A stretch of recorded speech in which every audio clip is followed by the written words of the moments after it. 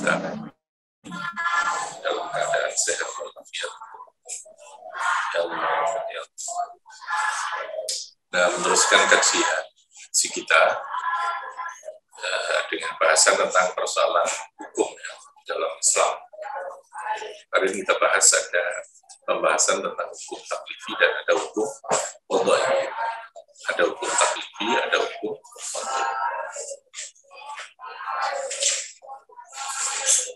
Jadi kalau hukum taklifi adalah hukum yang bersifat iqtidha, sifat ketetapan atau ketentuan dari Allah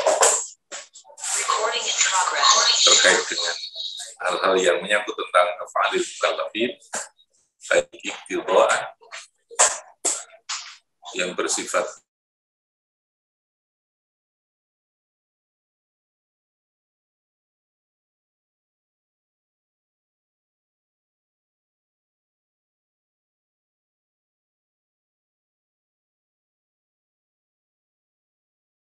yang dimana hukum itu ada karena adanya faktor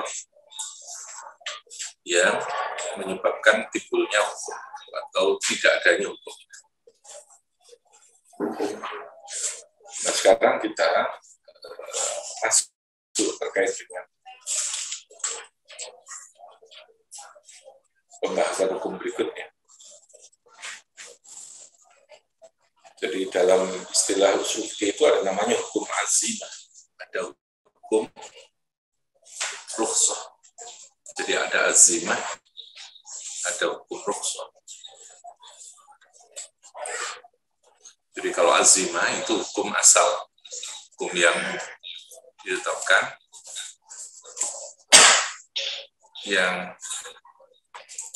berlaku secara universal, yang bersifat standar. Jadi cirinya hukum asal itu ya hukum yang ditetapkan, yang berlaku secara menyeluruh dan standar yang tidak terkait dengan kondisi-kondisi tertentu.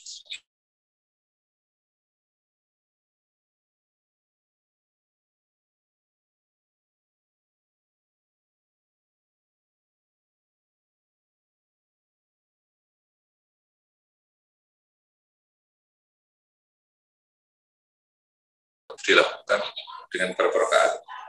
4 rakaat. Itu namanya hukum azimah. Apa namanya? Hukum asal yang berlaku secara menyeluruh, secara universal, yang tidak atau belum terkait dengan kondisi tertentu dari pribadi mukallaf. Kebalikan dari hukum azimah namanya hukum rukhsah. Hukum rukhsah. Rukhsah itu artinya hukum yang sudah diturunkan atau dikecualikan gitu ya, dari hukum azimah tadi. Hukum azimah yang sudah dikecualikan karena adanya kondisi-kondisi tertentu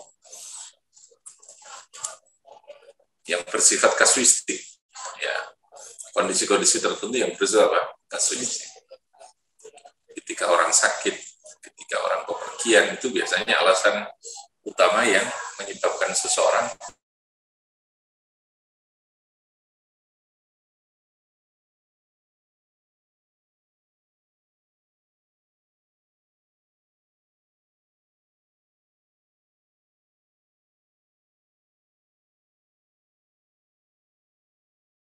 itu ya rukhsah. Jadi kalau azimah itu hukum yang berlaku secara universal, secara menyeluruh, dengan standar yang berlaku secara umum, yang tidak terkait dengan kasus atau kondisi-kondisi tertentu yang bersifat. Pada dasarnya orang itu sholat itu bisa berdiri, makanya hukum azimahnya berdiri, bahwa sholat itu wajib berdiri, itu hukum azimah. Tapi dalam kasus tertentu, di mana seseorang karena sakit tidak mungkin berdiri, dia boleh sholat dengan keadaan duduk. Duduk itu namanya rukhsah. Rukhsah yang dikecualikan dari hukum asal dalam bentuk peringanan ya Pak, memberikan keringanan Yang mesti ngadeg boleh dengan duduk, boleh dengan tidur-tiduran, boleh dengan isyarat, itu tergantung kepada kasus dan kondisi tertentu. Tapi pada dasarnya secara keseluruhan dalam hukum azimah itu bahwa orang itu bisa berdiri sholat pada dasarnya. Jadi saya ulangi, kalau azimah itu hukum yang asal. Cirinya hukum asal itu apa? Ya, ketetapan hukum yang masih pertama, yang asal, yang pertama. Yang berlaku apa? Secara universal menyeluruh, berdasarkan standar kemampuan yang berlaku pada mayoritas manusia, ya, mayoritas mukallafin, ya, yang tidak terkait dengan kasus-kasus atau kondisi-kondisi tertentu. Pada dasarnya bangkai itu apa? Haram, untuk dimakan itu haram. Itu namanya hukum azimah berlaku. Tapi dalam situasi di mana secara kasuistik seseorang karena tidak ada makanan, adanya hanya bangkai, dia kalau tidak makan nanti akan bisa timbul madarat yang berat, bahkan sampai bisa mati, maka dalam kondisi begitu dia boleh memakan bangkai itu. Itu namanya rukhsah. Dibolehkannya itu namanya apa? Rukhsah. Tapi dalam kasus tertentu hukum najisnya itu tetap berlaku. Cuma najisnya ini yang diberi keringanan, yang makfu lah sama gitu ya. Jadi, najis yang makfu itu tidak menghilangkan status kenajisannya, tidak menghilangkan status keharamannya. Haram yang diberikan dalam bentuk rukhsah tadi boleh dimakan, itu tidak menghilangkan keharaman daripada bangkainya. Tetapi dia diberikan dispensasi, oke, apa? Makan saja meskipun itu mestinya haram. Untuk kamu, nah itu kan gitu ya. Yang karena nggak ada makanan atau pilihan makanan lain, adanya hanya itu, kamu boleh makan. Tapi tentu ketika kondisi itu normal, sudah hidup lagi dia, ya rukhsah itu berarti menjadi hilang. Gitu. Kembali kepada hukum apa? Azimah, kembali kepada hukum azimah. Itu otomatis. Sehingga rukhsah itu tidak permanen. Yang permanen itu hukum apa? Azimah apa rukhsah? Azimahnya itu yang permanen. Rukhsah itu sangat kondisional, sangat kasuistik, sangat terbatas oleh keadaan-keadaan tertentu. Dia bisa muncul lalu dia tiba-tiba lalu harus kembali kepada hukum azimahnya.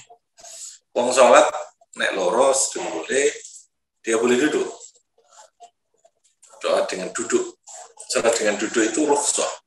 Tapi nek sembuh, hukum bolehnya itu hilang. Ya. Hukum bolehnya itu menjadi tidak ada lagi. Dia kembali kepada hukum asal. Harus apa? Harus apa? Berdiri. Nah, itu kembali kepada hukum asal. Itu gambaran tentang bagaimana cara bekerjanya, kalau dikatakan ya, cara bagaimana hukum Islam itu diterapkan dalam kehidupan manusia. Nah, kenapa kalau dipertanyakan kenapa harus ada hukum itu? Sebenarnya tidak ada kepastian. Ya, kalau kepastian hukumnya ya pasti tetap pasti. Ya. Tetapi hukum itu kan prinsipnya untuk mengatur, memberikan perlindungan, untuk memberikan satu kondisi kehidupan yang lebih baik pada kehidupan manusia. Ketika kondisi seseorang itu turun berada di bawah kenormalan, maka tentu hukum itu juga harus bergeser mengikuti kondisi kenormalan, ketidaknormalan yang dimiliki oleh seseorang. Gitu. Tidak bisa dipaksakan. Ya, sehingga di sana muncul kaidah hukum bahwa masyaqqat itu tajlibut taisir. Kondisi yang berat itu bisa menarik adanya kemudahan. Ketika kondisi sudah darurat, orang akan diberi kelonggaran. Itu namanya tajlibut taisir. Secara prinsip hukum begitu. Karena hukum itu tidak untuk menyiksa, gitu ya. Hukum itu tidak bernafsu atau tidak punya motivasi untuk memberikan beban orang di luar batas kemampuan. Sehingga dalam Islam itu kan prinsipnya adalah at-taisir, memberikan kemudahan, bertakhfif, memberikan keringanan. Jadi saya ulangi, kenapa harus ada hukum rukhsah? Karena memang hukum yang di dalam Islam itu memberikan, menciptakan, memberikan apa, perlindungan dan mendampingi terhadap kehidupan manusia supaya lebih baik. Ya, kalau dalam kondisi tertentu orang dipaksakan dengan hukum azimah itu tentu kan akan menjadi masalah gitu kan bagi orang tertentu tadi. Tapi hukum harus punya kepastian, kepastiannya itu berlaku secara tadi standar. Tapi tidak kaku artinya hukum. Pada kondisi tertentu di mana orang tidak berada dalam standar awal tadi dengan hukum azimahnya itu, maka dia bisa diberikan ruang untuk memilih hukum rukhsah itu. Ya, hukum rukhsah itu, kemurahan, dispensasi yang sehingga disitulah fleksibilitas hukum Islam dan sekaligus hukum Islam itu sangat responsif dengan kasus-kasus yang muncul baik secara individual, personal maupun secara kehidupan bermasyarakat. Ini contohnya kayak begitu. Nah, itu jenis dua hukum.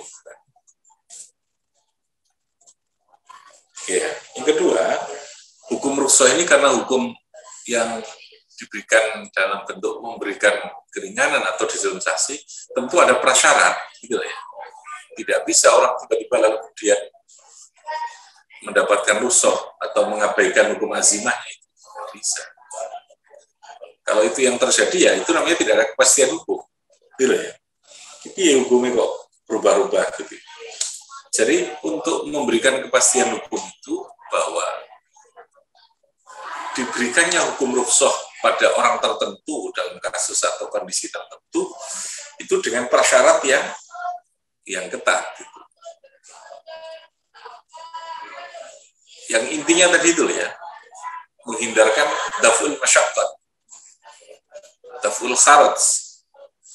Karena hukum itu ada mukharaj, menghindarkan terhadap adanya kesulitan di dalam hidup, beban yang berlebihan di dalam hidup dengan adanya pemberian. Jadi intinya ada di sana. Nek wong sing gak iso salat ngadeg karena sakit dipaksa ngadeg itu kira-kira bijaksana enggak selalu? Enggak bijaksana. Makanya Islam itu ada namanya sehingga hukum Islam tetap betul-betul manusiawi dan tetap merespon atau memahami terhadap kondisi-kondisi yang bersifat kasuistik pada seseorang. Tapi untuk menjaga kepastian tadi ada hukum azimah tadi yang secara umum, ya, dia berlaku dalam kondisi tertentu yang memenuhi persyaratan. Karena orang tidak memungkinkan melakukan azimah, dia berhak mendapatkan namanya rukhsah. Nanti rukhsah itu bisa adakannya rukhsatul isqat, digugurkan. Kewajiban itu dilepaskan, tergantung pada kondisinya dan pada jenis ibadahnya. Jadi isqat, hukum azimah itu digugurkan. Sudah dia tidak wajib melakukan sholat, hanya begitu ya. Atau dia tidak wajib. Jadi orang yang dalam keadaan sudah lupa, dalam keadaan yang sudah tidak lagi punya daya ingat, ya dia akan dapat rukhsah. Namanya rukhsah. Tidak perlu berpuasa. Ya. Isqat. Jadi kewajiban itu gugur pada dia ini, dalam kondisi yang tertentu. Yang kedua ada rukhsah itu dalam bentuk tankis. Tankis itu pengurangan dari jumlah. Nah, yang namanya sebuah hukum itu pasti terkadang juga menyangkut tentang jumlah. Jumlah yang hukum pada hukum azimah itu terkadang bagi orang tertentu dalam kondisi tertentu dia bisa menjadi beban. Makanya lalu kemudian ada nuqsan, ada tankis, ada nuqsan, ada pengurangan. Contohnya kayak apa kira-kira?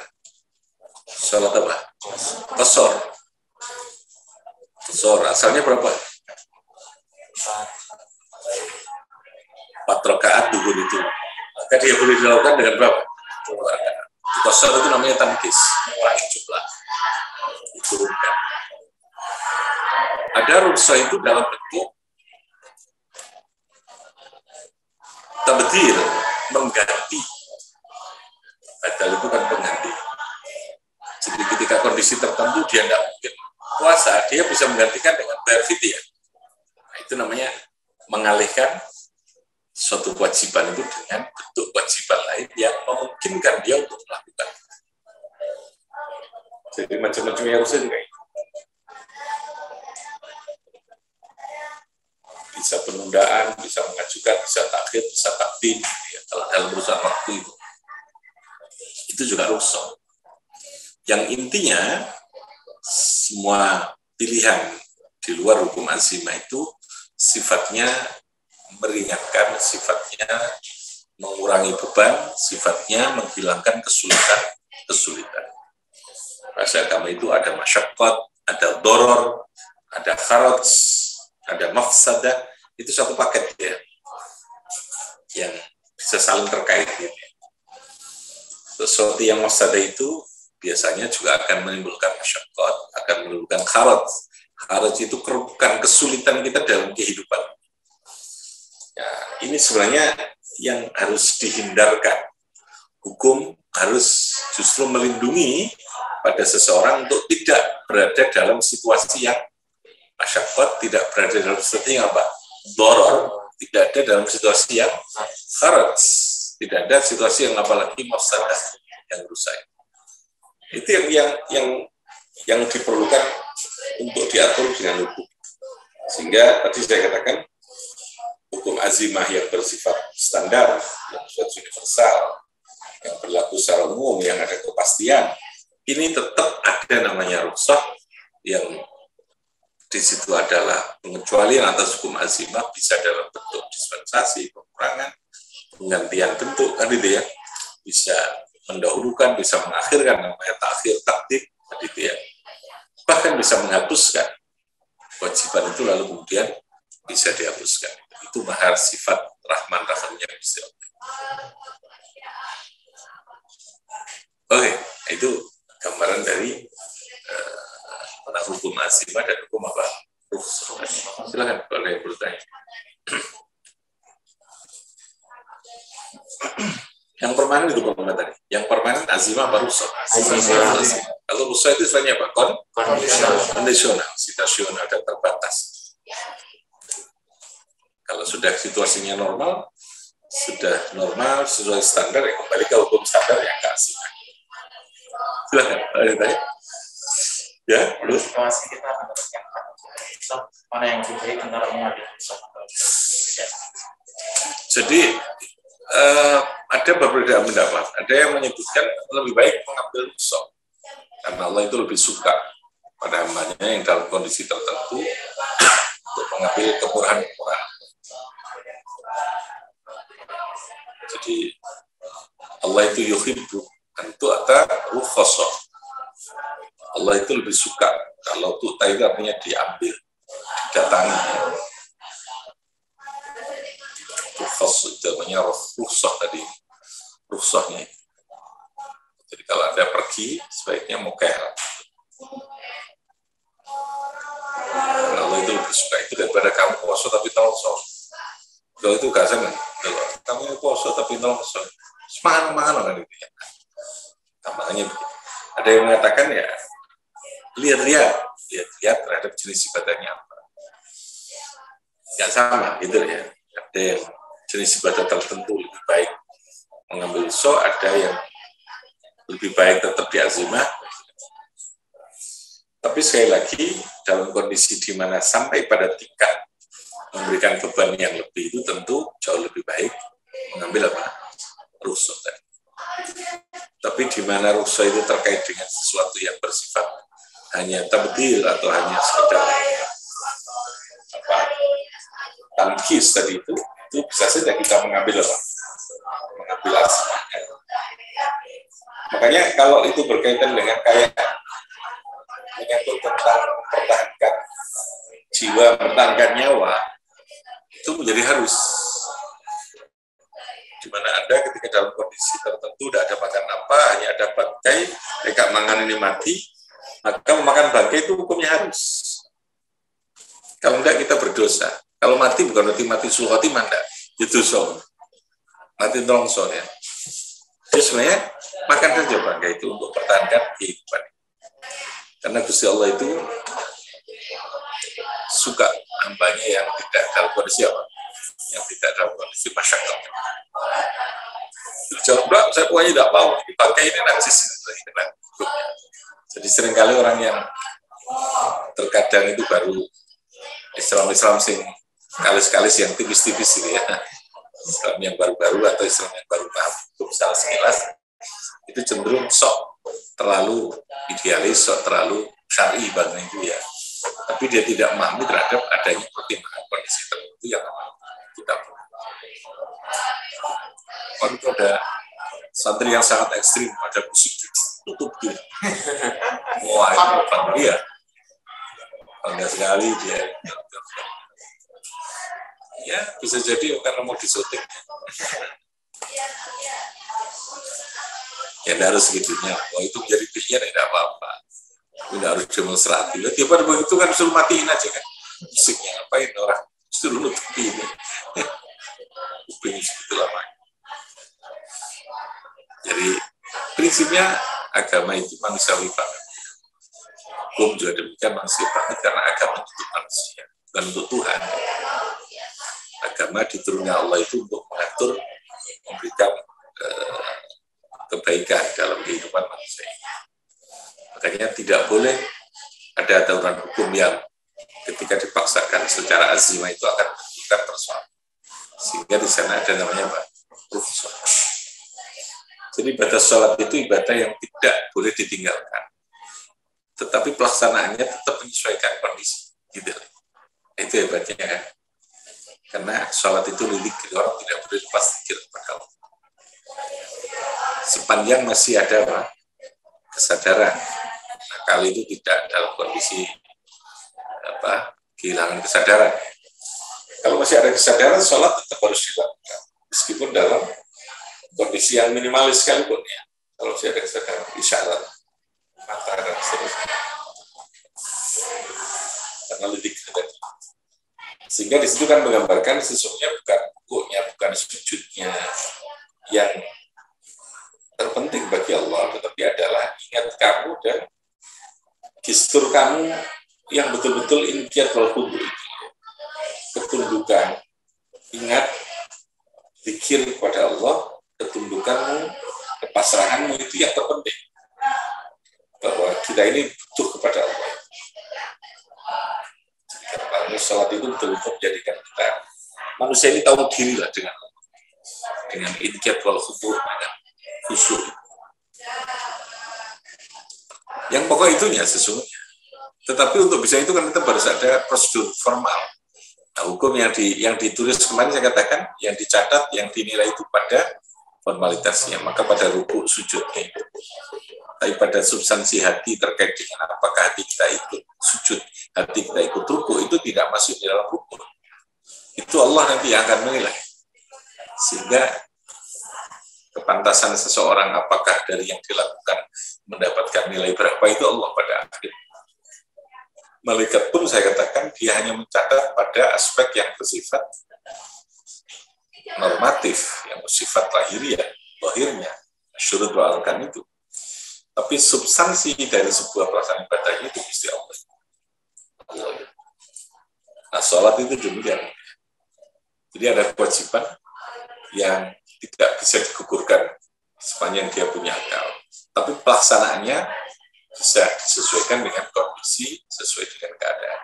Ada rukhsah yang bisa diberikan dalam pelaksanaannya, tidak sampai menggugurkan. Gitu ya. Tapi ada kewajiban yang gugur. Orang yang dalam keadaan sakit, meskipun dia punya duit untuk bisa haji, wajib kan mesti ya, dia gugur. Karena istitoah itu tidak hanya semata-mata Allah. Sehingga dia tidak boleh memaksakan, tidak bisa memaksakan aku tidak haji kayak sapi ya urusan. Ya niatmu itu bisa Allah dicatat, menurut. Tapi seringkali orang ini kan ada soknya, ya tidak marah. Ya kalau bisa sih tidak apa-apa gitu. Tapi kalau nggak bisa itu, tidak bisa memaksakan diri. Tentu dengan niatan yang sudah bulat, wis bayar, gitu, wis latihan, tiba-tiba sakit dia tidak bisa berangkat. Allah tetap mencatat dia seperti orang haji. Makanya niatul mukmin saya katakan khairun amal. Sehingga dalam agama itu begitu indahnya. Asal kita memahami. Betapa ketika kita tidak mungkin secara lahiriah, secara fisik kita melakukan sesuatu karena kondisi tertentu, niatan yang kuat itu juga sudah mewakili terhadap apa yang kita lakukan. Ya sholat dengan sekedar isyarat itu kan sebenarnya nggak ada sholat, nggak ada apa kan. ya zikir. Tapi kan niatannya itu yang menjadi nilai bagi Allah. Bahkan Gusti Allah itu bisa beri ganjaran wong sing biasa ngelakoni ibadah sunnah bolak-balik wis istiqomah, terus tiba-tiba ada kondisi tertentu dia tidak bisa. Itu gak sholat pun, gak sholat duha pun biasa sholat duha ketika ganjaran. Jadi muwadhabah, amalan yang sudah diajak atau dikontinukan ketika kondisi tertentu kita tidak bisa karena pergi atau karena sakit, gak iso ngelakoni sunnah itu, kita oleh Allah tentu, karena bagi seorang mukmin ketika dia dalam kondisi normal dia akan melakukan itu. Sehingga kenapa orang mukmin itu berapapun umurnya dia berhak mendapatkan surga? Karena masih punya semangat niat. Orang mukmin terus ada niat. Umpamanya umurnya 1000 tahun pun dia juga akan salat terus. Andai kata hidupnya itu tidak akan berakhir, dunia ini sampai berakhir nanti baru dia meninggal balik kepada Allah, itu pun dia juga akan bagi orang mukmin dia juga akan baik. Sama dengan orang kafir. Orang kafir umurnya 10 tahun nanti ya masuk rokok. Saya ketahui ya masuk rokok sama ya. Kenapa? Ya karena dia selamanya juga akan kufur seperti itu ketika dia hidup. Jadi makanya orang mukmin itu penting gitu. Keimanan itu menjadi penting, niatan itu menjadi penting untuk membangun sebuah ibadah yang bersifat berpahala secara terus-menerus. Itu fungsinya istiqomah dalam sebuah ibadah. Tapi nek jarang-jarang sholat juga gak sholat juga dicatat. Makanya gak biasa gitu ya. Tapi nek biasa itu ya wis biasa ya. Ya Allah belum bisa. Biasa sholat tahajud tiba-tiba capek ketiduran, itu dikasih ganjaran. Tapi dia nggak tahu belas. Terus jadi pun niat kalau niat kalau mendira jadi malaikat. Iya katanya ada kepantasan kan. Oke, ada lagi.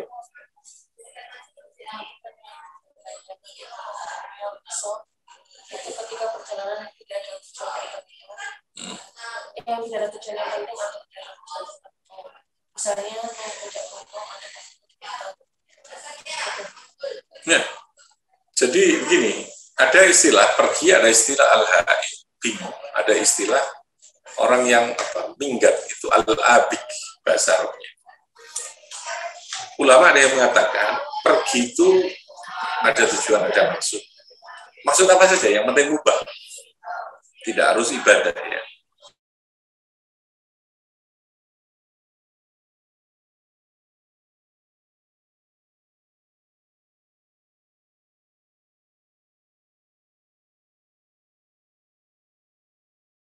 Dia mau pergi pulang atau pergi ke kampus. Dia pergi untuk ke Surabaya dari Jombang untuk pergi kuliah. Di tengah jalan dia ada maksiat. Itu namanya maksiat fis safar. Masih boleh dapat rukhsah. Tapi kalau maksiat bis safar, memang sejak awal dia niat pergi untuk sesuatu maksiat. Ini yang tidak dapat rukhsah. Ya. Nah, orang yang pergi tanpa tujuan alias minggat, gitu. Bahasa Inggrisnya kabur ya, minggat. Wong minggat itu artinya wong keluar rumah yang tanpa tujuan. Itu ada yang menyebutkan dia tidak dapat rukhsah. Jadi yang dapat rukhsah itu untuk sholat qashar, untuk sholat jamaah, untuk tidak berpuasa. Dalam kasus pergi itu adalah pergi itu apa? Pergi meninggalkan rumah dengan tujuan tempat tertentu. Nah, persoalan tujuannya itu apakah mau naik gunung, apa mau pergi ke tempat teman, atau mau sesuatu yang berupa boleh ilmu atau apa itu, atau belanja itu, tidak masalah. Yang penting apa? Mubah. Yang penting pergi apa? Safaran mubah, bukan safaran maksiat. Boleh. Dia berhak mendapatkan rukhsah.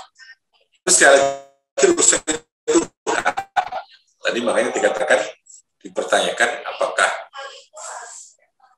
boleh mengambil. Tidak harus ya, rukhsah itu bukan keharusan, kecuali dalam kasus tertentu yang tadi yang untuk mempertahankan nyawa itu jadi harus.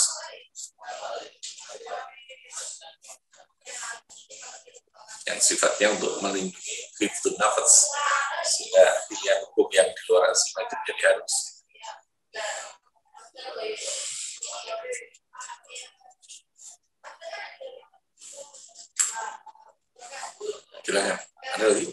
Sudah. Itu hukum Islam sehingga fleksibel. Jadi artinya ini loh ya, hukum Islam itu mesti makdur. Nanti ya di belakang kan ada ciri-ciri apa namanya mahkum fi, ya, atau mahkum fi, isi daripada hukumnya, norma hukumnya itu. Intinya hukum Islam itu makdur tadi. Karena ada dua kemungkinan tadi, makdur dalam hukum azimah, makdur ini adalah berdasarkan standar yang berlaku umum. Bila kondisi tertentu secara kasuistik orang itu tidak memungkinkan melakukan azimahnya, ada pilihan namanya apa? Sehingga tetap makdur. Nggak mungkin untuk tidak dilaksanakan. Sehingga orang tetap pada hukum. Ya sudah, kalau kamu tidak bisa berangkat haji, ya, kamu tidak usah haji, rusak gitu ya. Ya paham ya. Tetap posisinya rusak, dia tetap mendapatkan hukum. Ada aturan hukum yang memberikan perlindungan dia untuk tidak berangkat tadi. Namanya hukum rusak.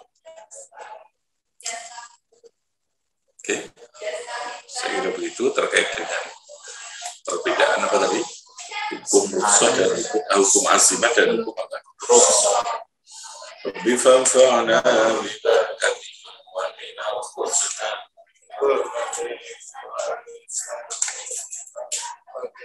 wa mu'afati minal fitani. Allahumma salli ala